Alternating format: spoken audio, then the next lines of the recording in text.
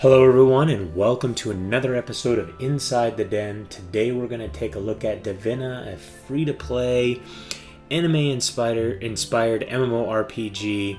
Let's get started. As you can see, we've got one server available, and on the server there's several kind of different channels available. So you've got Divina Bridge, and then you've got PvE focus, PvP friendly, or PvP focus, or PvE focus. So we're going to go to PvP friendly. Now that's really kind of a misnomer because it's not really friendly. You're going to go in there and kick the crap out of each other.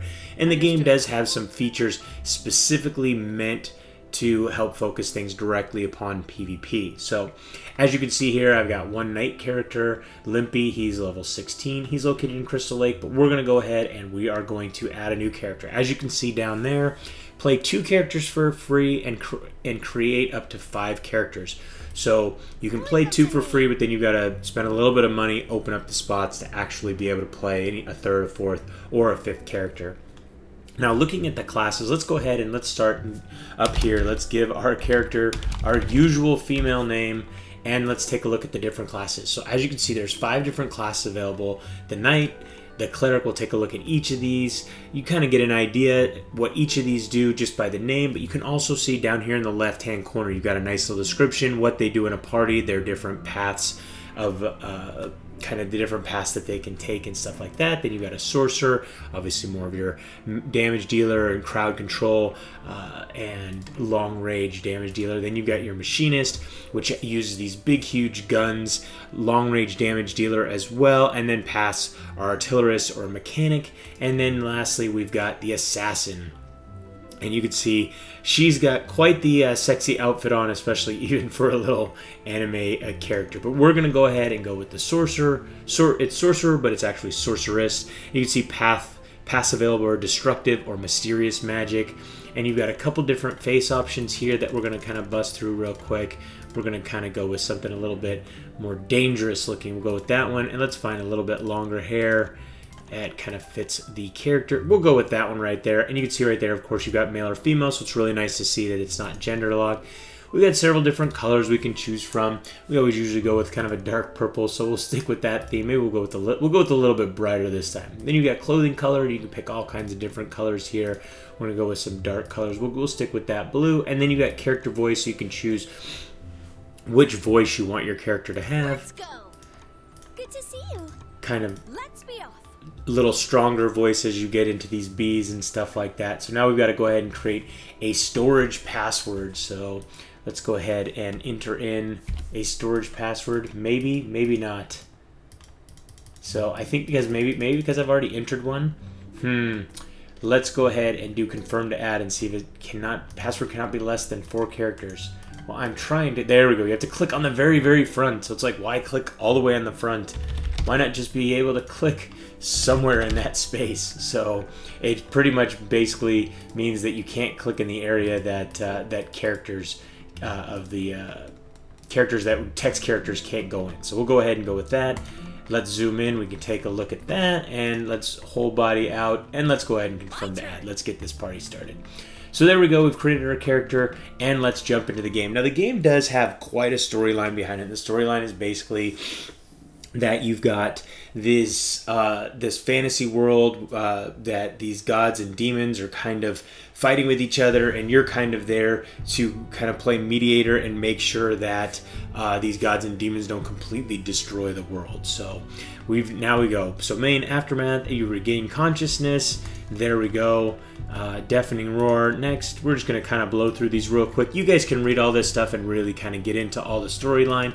Now we can point to click, move around. We can also move around with WASD, and with holding down the right mouse button, we can kind of zoom our camera around. We can also zoom out using our mouse wheel, and then like we saw, we can click around. But we can see here we've got this exclamation point.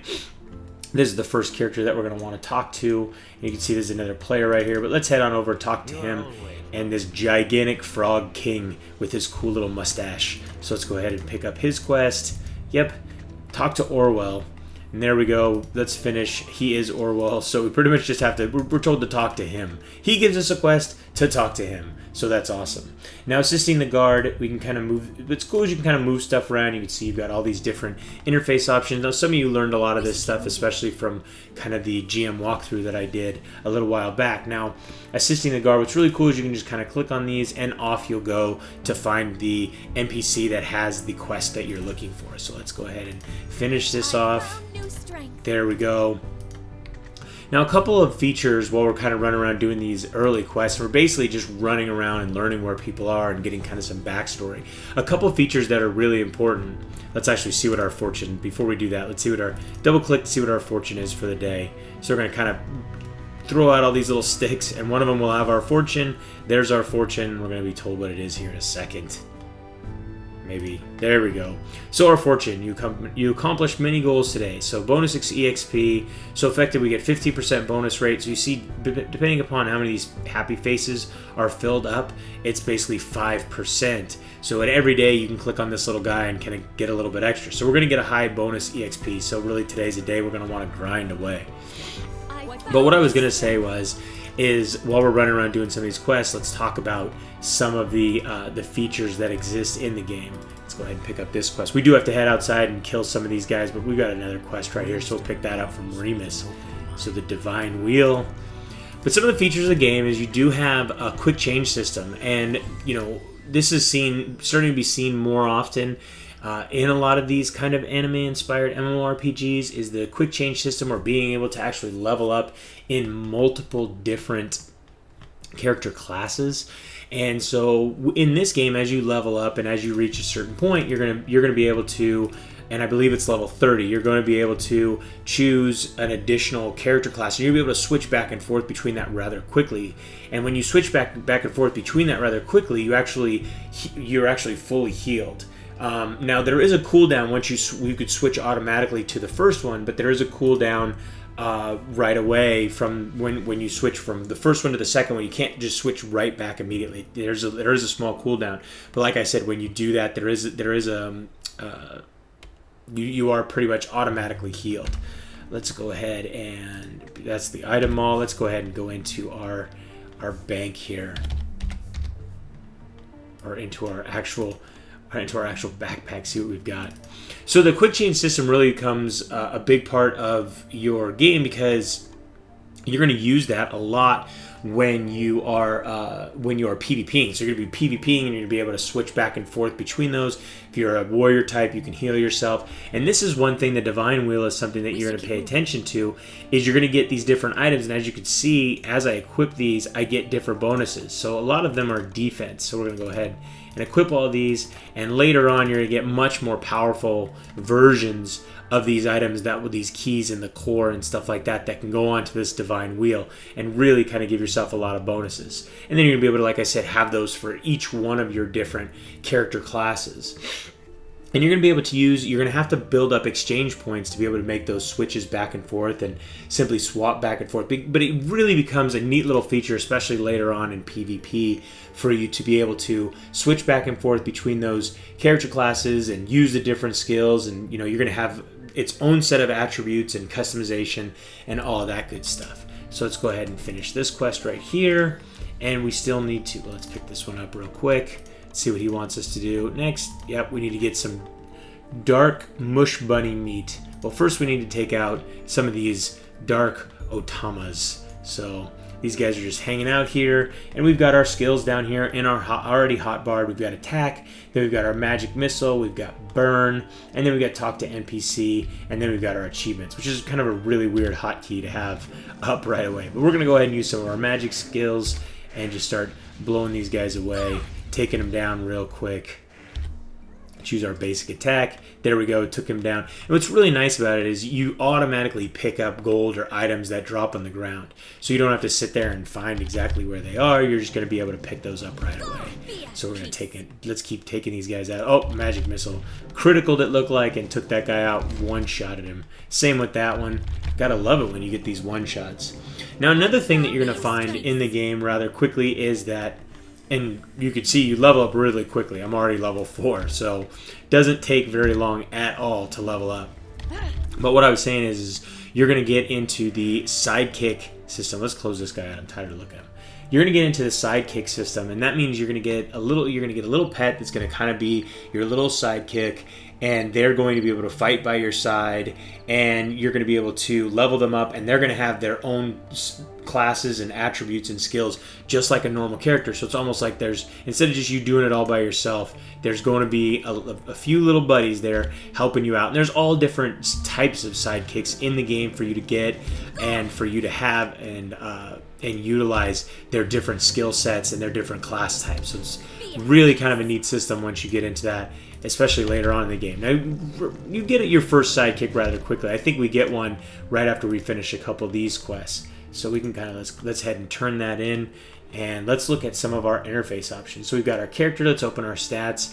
We can see we're very well balanced right now. Because we've leveled up, we've got stat points we can assign. Now, obviously, we are a magic user. I don't know where exactly.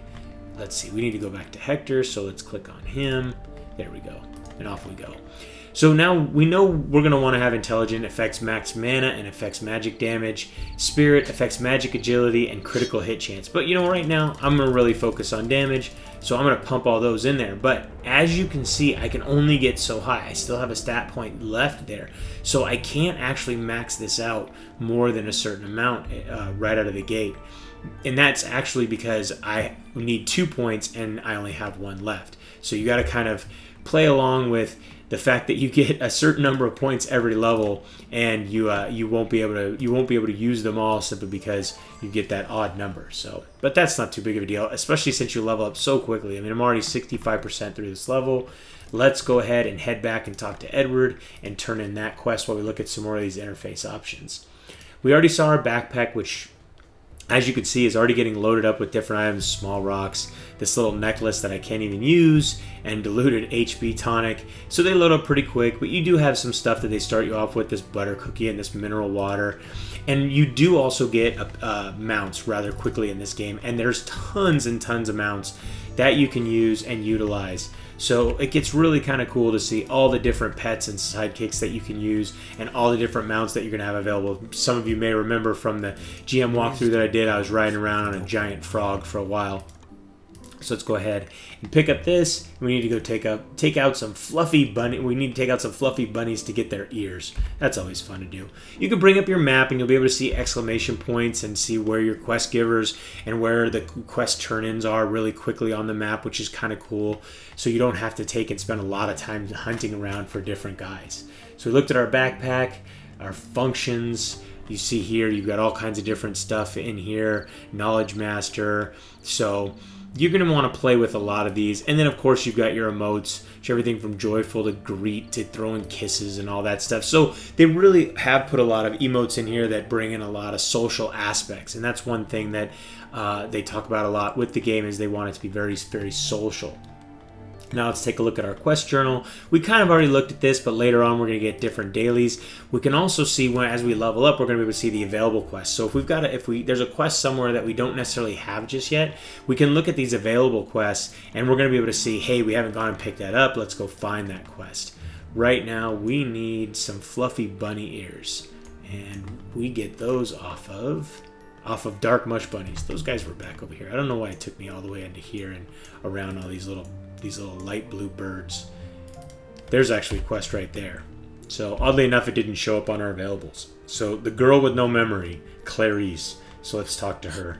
She's kind of right in the area of all these Dark Mush Bunnies. So that worked out well that she's right there. And she's going to send us back into town and talk to somebody, which we're going to do anyways in a little bit.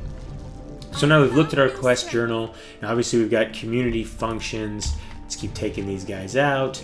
We've got our guild, which we don't have one yet. We obviously have our item mall, and then we've got our creature tome. And now that can we actually bring up our creature tome yet? Nope, this function is not available yet. So unfortunately, I can't bring up the creature tome.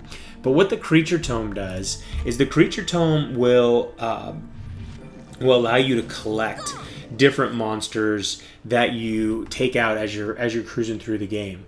And as you're cruising through, you're going to take these monsters out. Let's cruise back and turn in this quest.